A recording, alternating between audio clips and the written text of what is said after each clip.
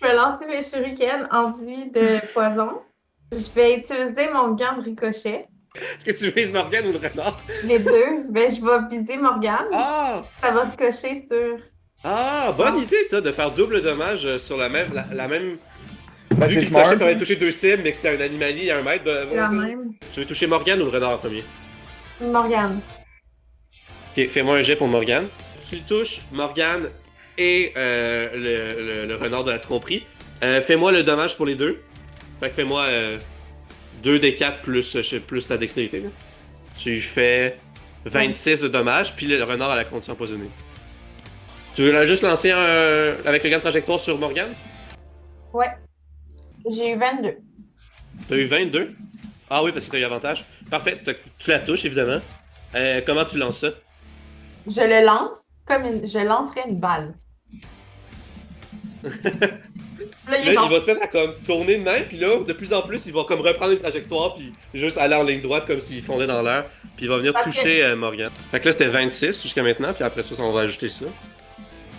Ok, Excellent. fait que plus 7, ça va lui faire en tout 31. Bien joué.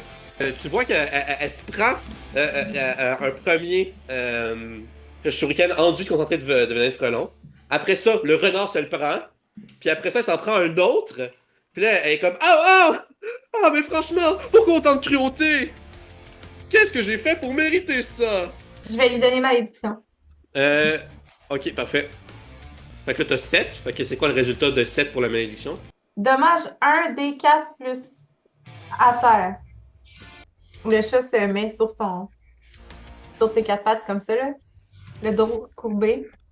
Puis il crache. Ok. Puis là, il y a une partie de l'aura jaune-orangé du chat de la fortune qui va virevolter, qui va atteindre le plafond. Puis là, il y a comme juste un morceau du plafond, un morceau de pierre qui va se craqueler puis tomber. Puis qui va, mais pas un gros morceau, là, tu sais, un pas pire caillou, qui va lui tomber sur la tête, ça va lui faire du dommage contondant. Fait qu'elle va tomber du balai, elle va se prendre le caillou, elle va faire "Aouh!" Puis là, elle va tomber du balai. Le renard qui était encore sur le balai va comme faire. Puis là, il va tomber avec le balai il tient plus dans les airs parce que il peut pas voler de manière autonome. Puis là, elle est à terre maintenant. Le fait qu'elle était dans les airs a fait qu'elle a des dommages de chute en plus. Pour chaque 10 pieds de chute, une créature subit un des 6 de dommages contondants.